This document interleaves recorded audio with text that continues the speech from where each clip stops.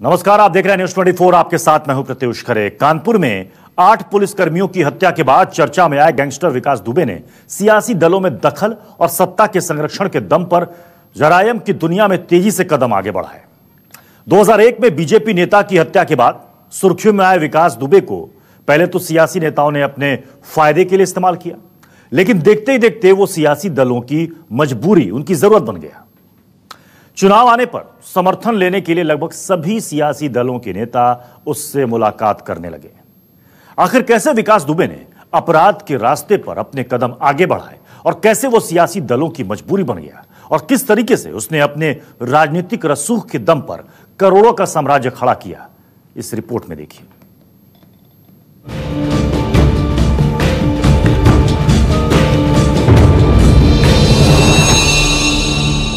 91 में मैं यहाँ का ग्राम प्रधान चुना गया अपने गांव का।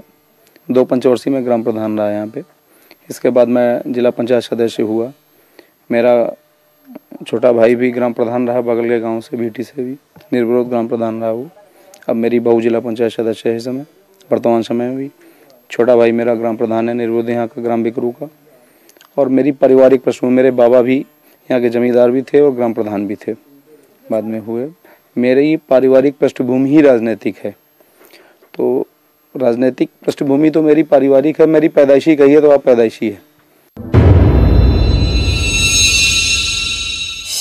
विकास दुबे जी, किस तरह से आपको कहा जाता है कि आप अपराध में डॉन नाम से बोला जाता है कि आप माफिया हैं, डॉन हैं, और लेकिन आपका राजनीतिक करियर है, क्या है बेसिकली, हकीकत क्या है? देखिए, एक्चुअल राजनीति में लाने का श्रेय, मैंने पढ़ाई में ग्रेजुएशन किया है मैंने, और मैं अच्छा स्कॉलर रहा हूँ अपने टाइम का। राजनीति में लाने का श्रेय मुझे स्वर्गीय हरिकिशन श्रीवास्तव जी का है, जो मेरे राजनीतिक गुरु थे और उत्तर प्रदेश के कई बार मिनिस्टर रहे और उत्तर प्रदेश विधानसभा के अध्यक्ष भी रहे वो। उन्होंने मुझे राजनीति में लाने का प्रयास किया और उन्हीं के प्रयास से मैं राजनीति में आया।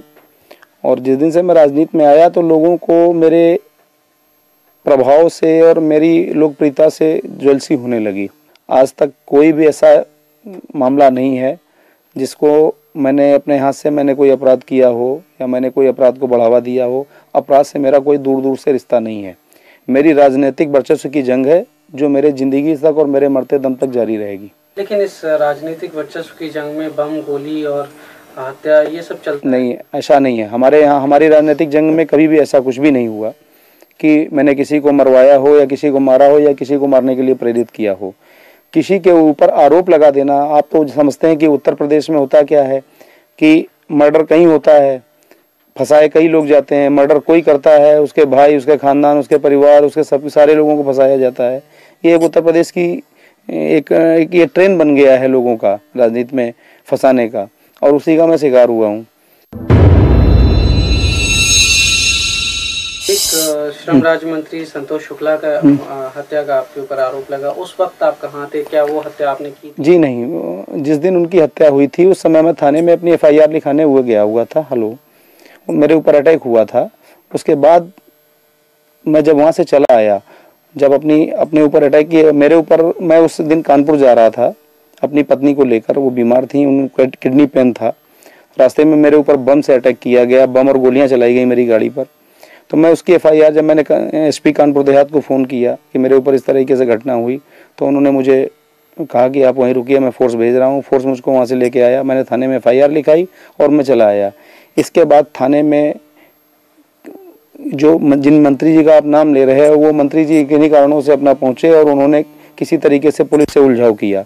वहाँ लोगों से उनकी कहासुनी हुई। इसके बाद क्या हुआ क्या नहीं हुआ उससे मेरी जानकारी नहीं है।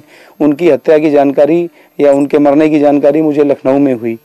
हत्या के चश्मदीद थे मनोज शुक्ला, जो संतोष शुक्ला मंत्री के भाई थे, उन्होंने आपको देखा था कि आपने गोली मारी है? नहीं, ऐसा कुछ नहीं। ये देखिए, इस बात को तो अदालत में इसका ट्रायल हो चुका है मुकदमे का, और अदालत में इस चीज़ साबित हो चुकी है कि मनोज शुक्ला पेशबंदी में उनसे, मनोज शुक्ला के साथ जितने उनके गनर, संतोष शुक्ला जी के साथ गनर, शैडो ड्राइवर और उनके प्राइवेट लोग थे, उन्होंने सारे ने गवाही दी कि जिस समय संतोष शुक्ला का मर्डर हुआ उस समय विकास दुबे या जो लोग आरोपित लोग हैं इनके परिवारजनी, ये लोग मौके पर नहीं थे। इनका नाम पुलिस के कहने पर FIR में लिखाया गया। जैसा पुलिस ने कहा मैंने वैसा FIR में लिखाया। अब वो मुकदमा ट्रायल होने के बाद भी उसमें दोष मुक्त हो चुके हैं सारे लोग, और उस मुकदमे की कार्रवाई सारी जो कुछ थी वो समाप्त हो चुकी है। मैंने अदालत में सरेंडर किया, न्याय में मेरा विश्वास था, मैंने अदालत में सरेंडर किया और उस मुकदमे को फेस किया।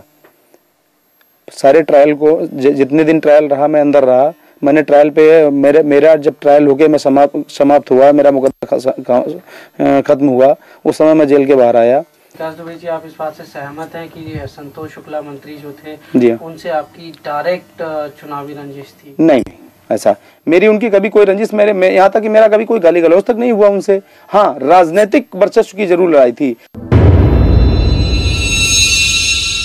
के बारे में कहा जाता है डॉन है, क्या आप मानते हैं? नहीं, ऐसा कुछ भी नहीं है। मेरी ओपिनियन, आप क्षेत्र में जाइए, हमारे कम से कम विधानसभा, अगर पूरे जिले में नहीं जा पाते हैं तो कम से कम मेरी विधानसभा में जाके और प्रति गांव एक आदमी से सर्वे करिए। खाली विकास दुबे के बारे में व्यक्तिगत है, विकास दुबे का एक काम देखिए। विकास दुबे इस क्षेत्र के सबसे बड़े लैंडलॉर्ड हैं। हमारे पास सारे हैं, मैं स्वयं की खेती कराता हूँ, स्वयं का मेरा व्यापार है, स्वयं का मेरा स्टेट कॉर्पोरेशन का काम है, मेरा आर्थिक भी है। आज तक मैंने कोई आर्थिक, ऐसा नहीं कि मैंने कोई आर्थिक अपराध कराया हो, किसी अपराध में संलिप्त रहा हूँ। आरोप लगा देने से ही कोई अपराधी उड़ान नहीं हो जाता है। विकास दुबे के वर्चस्व को कम करने के लिए ये सारे मुकदमे फर्जी लगाए गए, जो कि अदालत में सारे खत्म हो चुके हैं। 2-4 मुकदमे भी ट्रायल पर हैं, जिनका मैं फेस कर रहा हूं, और ट्रायल होने के बाद जो भी अदालत निर्णय करेगी उसको मान्य करूंगा। मैं एक चीज जानना चाहता हूं, छात्र जीवन से लेके अब तक आपके ऊपर कितने मुकदमे लगे गए, कितने में आप बरी हुए, कितने अभी आपके ऊपर चल रहे? मेरे हिसाब से 45 मुकदमे आज तक मेरे ऊपर खिलाफ कायम किए गए। किस तरह के? गैंगस्टर के हैं, गुंडा एक्ट के हैं, पुलिस के। अभी आपने बताया सहारनपुर में साहब भी दिखाया कि साहब वो गैंगस्टर में वहां से वंचित थे, वो चूरन, नशे का चूरन खा रहे थे। आप जो आदमी अपने पूरी लाइफ में जिसने चाय न पी हो, 22 साल से चाय न पीता हो, उस आदमी को नशे का चूरन खाते हुए बता रहे हैं। आप सोच समझ सकते हैं कैसे मुकदमे पुलिस लगाती है, ये पुलिस स्वयं जानती है। तो आपकी जो छात्र राजनीति थी उसमें आपने कभी पार्टिसिपेट किया? क्या आप छात्र राजनीति से जुड़े रहे? नहीं, जब तक मैंने छात्र जीवन रहा तब तक मैं राजनीति में नहीं रहा। छात्र जीवन के बाद मैं राजनीति में आया।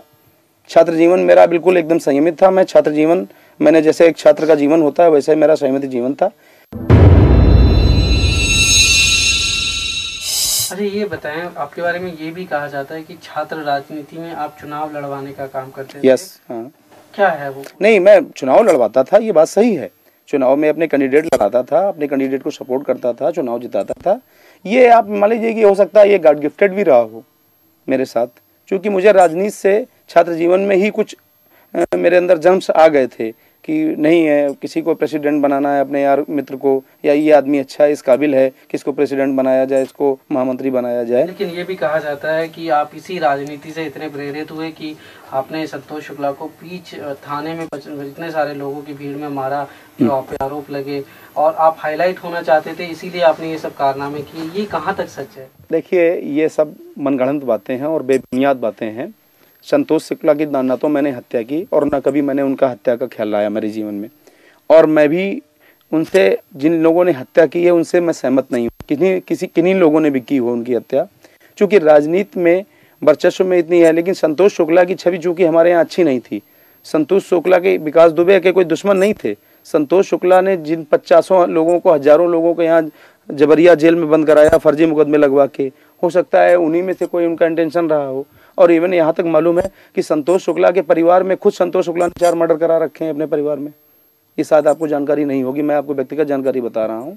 संतोष शुक्ला ने अपने 2 भाइयों और अपने चाचा का मर्डर भी करा रखा है अपने गाँव में, और इनके गाँव के लोग भी इनके विरोधी हैं। वो हमारी विधानसभा के रहने वाले नहीं थे, लेकिन इनके गाँव के, और आज भी उसमें से एक आदमी फरार है। इनकी हत्या के उद्देश्य से फरार हुआ था रमाकांत शुक्ला, जो इनके परिवार का ही है, ग्राम प्रधान था इनके गाँव का, और वो इनकी हत्या के उद्देश्य से कसम खा के ही फरार हुआ था। हो सकता है उसने भी मौके का फायदा उठाया हो। एक चीज और भी है कि जब उनकी हत्या होगी, आप इतने चर्चित हुए, पूरे देश में आपका नाम हुआ, तो उसके बाद आप वसूली का कारोबार करने लगे। आप लोगों को जो है, आज तक कोई ऐसा प्रमाण नहीं है सरकारी तौर पर या लिखित तौर पर भी, ऐसा कोई प्रमाण नहीं है, और विकास दुबे को ऐसी जरूरत भी नहीं है। विकास दुबे को ऊपर वाले ने जो दे रखा है उसमें विकास दुबे संतुष्ट हैं।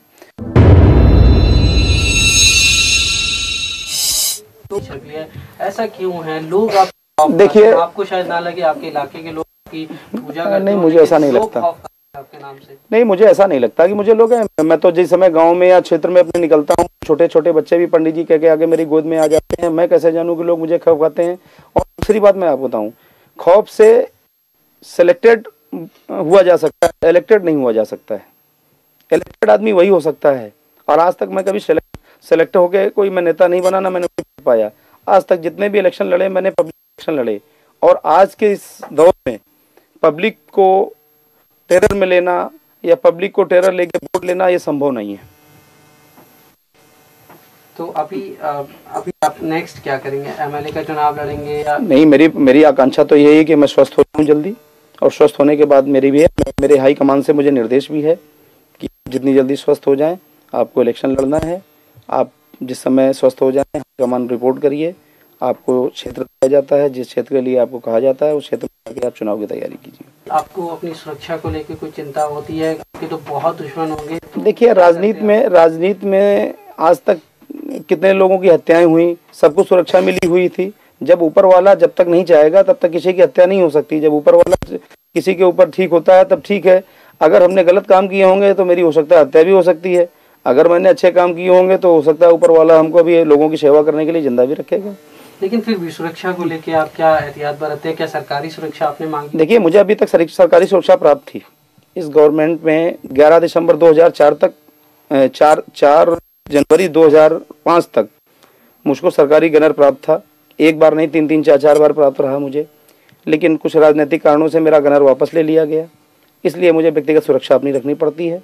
और चूंकि आप जानते हैं, उत्तर प्रदेश की राजनीति में राजनीति करने वाले आदमी को या चर्चित आदमी को अपने राजनीति से ज़्यादा अपने सुरक्षा की चिंता होती है, लेकिन मैं उतना भी चिंतित नहीं होता हूँ। सुरक्षा अपनी जगह है, चिंतित है, क्योंकि मुझे ये विश्वास है कि मैंने पब्लिक में ऐसा कोई गलत काम नहीं किया है जो जनता ये करे। लेकिन चूंकि राजनीति में सुरक्षा सिक्योरिटी करना कोई बुरी बात नहीं है, तो इसलिए अगर मैं अपनी सुरक्षा रखता हूं तो इसमें कोई हर्ज नहीं होना चाहिए किसी को। विवेक जी, ये बताएं, छात्र राजनीति आजकल क्या गंदी हुई है? क्या उसमें देखिए, हिंसा का बढ़ावा लेके? देखिए, मैं आपकी बात समझ गया पूरी इतनी बात में ही। देखिए, जिनको राजनीति में मठाधीश कहा जाता है, उन लोगों का सीधा दखल छात्र राजनीति में है, जो अपने उल्लू सीधे करते हैं छात्रों के जरिए से। और ये दखल, मठाधीशों का दखल छात्र राजनीति में कतई नहीं होना चाहिए, इसका मैं विरोधी हूँ। छात्र राजनीति एक प्राथमिक सीढ़ी है और वो बिल्कुल पाक साफ होनी चाहिए। क्योंकि जब बच्चा शुरुआत में बेसिकली पढ़ने जाता है, प्रेप या नर्सरी में, जो शिक्षा उस समय उसको प्राप्त होती है वही उसकी आखिरी तक ग्रेजुएशन और पोस्ट ग्रेजुएशन, एमटेक, बीटेक तक चलती है। अगर किसी आदमी की नींव ही खराब कर दी जाएगी, छात्र राजनीति में अगर मठाधीशों का दखल रहेगा तो छात्र राजनीति कभी भी पाक साफ तो नहीं रहेगी। लेकिन एक मठाधीश मेरे सामने बैठे हैं, उनका भी दखल रहा छात्र राजनीति में। उन्होंने भी अपने कैंडिडेट खड़े किए, उन लोगों को जिताया बाकायदा। जब तक मैं जब तक स्टूडेंट था तब तक मैं राजनीति में, छात्र राजनीति में मेरा इंटरेस्ट रहा। जिस दिन से मैंने स्टूडेंट लाइफ मेरी समाप्त हुई, उस दिन से मैंने छात्र राजनीति में कभी दखल नहीं रखा। पर राजनीति में मठाधीश बनना कोई बुरी बात तो नहीं है, लोग बनते हैं। और नहीं, मेरी समझ में बुरी बात है। कुछ और कहना चाहेंगे आप हमसे? मैं यही आपके जरिए से मैं थोड़ा सा संदेश देना चाहता हूँ लोगों को कि राजनीति में जो लोग एक दूसरे को नीचा दिखाने के लिए गलत प्रभाव का इस्तेमाल, सत्ता का और पुलिस का दुरुपयोग करते हैं, ये नहीं करना चाहिए। किसी भी अच्छे व्यक्ति को आगे बढ़ने से रोकने के लिए ये रास्ता अच्छा नहीं है। अगर किसी को इस तरह रोकना है तो उसके राजनीतिक प्रभाव को कम करिए, उसकी खामियां पब्लिक में बताइए। लेकिन किसी के ऊपर आप फर्जी मुकदमे लगा के बंद करवा दें अपने राजनीतिक प्रभाव के इस्तेमाल से, ये बात ठीक नहीं है। लेकिन विकास दुबे जी, शुरुआत में तो शायद कभी ना कभी आपने कुछ ऐसा कुछ किया होगा जिसकी वजह से आज लगे होंगे। उसके बाद क्या पुलिस ने जबरदस्ती डाले केस? देखिए, पुलिस आज भी मेरी विरोधी नहीं है और पुलिस मुझसे कभी भी इस तरह से असहमत नहीं रही। मैं ग्राम प्रधान रहा, बराबर पुलिस दरवाजे आती है, बराबर क्षेत्र के एसओ सीओ साहब जो भी हों, जो बुलाते हैं, मैं आज भी थाने जाता हूँ। मैं कोई पुलिस से मुंह नहीं छिपाता हूँ। लेकिन जो मेरा सवाल है वो ये है कि शुरुआत में तो जरूर आपसे कुछ गलतियां हुई होंगी, जिसका बाद में जो है लंबे अरसे में पुलिस ने उसको ध्यान में रखते हुए और केसेस थोपे होंगे, चाहे वो राजनीतिक। देखिए, पुलिस ने जो कुछ भी किया मेरे साथ वो राजनीतिक दबाव में किया। पुलिस ने व्यक्तिगत रूप में मैंने ऐसा कोई काम किया और ना पुलिस ने। देखिए, पुलिस को सिर्फ निर्देशित करके उनको दबाव देकर उनसे गलत कराया गया। पुलिस ने जानबूझकर मेरे साथ कोई गलत काम नहीं किया। उत्तर प्रदेश और बिहार में राजनीति में, पुलिस में राजनीति का इतना ज्यादा दखल है कि आगे चल के राजनीतिज्ञों को लेके पब्लिक जूता लेके दौड़ेगी, राजनीति करने वालों को पसंद नहीं करेगी। किसी दिन हिंदुस्तान में 2 स्टेट ऐसे हैं आपके, ये इनमें राजनीतिज्ञों को देखना पब्लिक पसंद नहीं करेगी। राजनीति करना तो दूर रही, राजनीतिज्ञों को देखना पब्लिक पसंद नहीं करेगी।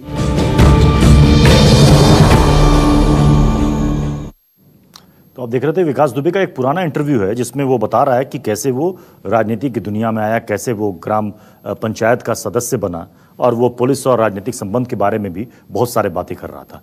नमस्कार, मैं हूं मानक गुप्ता। अगर आपको हमारा ये वीडियो पसंद आया हो तो इसे लाइक और शेयर जरूर करें और हाँ, हमें सब्सक्राइब और फॉलो करना ना भूलें ताकि आप देश और दुनिया की कोई खबर मिस ना करें। तो जुड़े रहिए हमारे साथ और देखते रहिए News 24।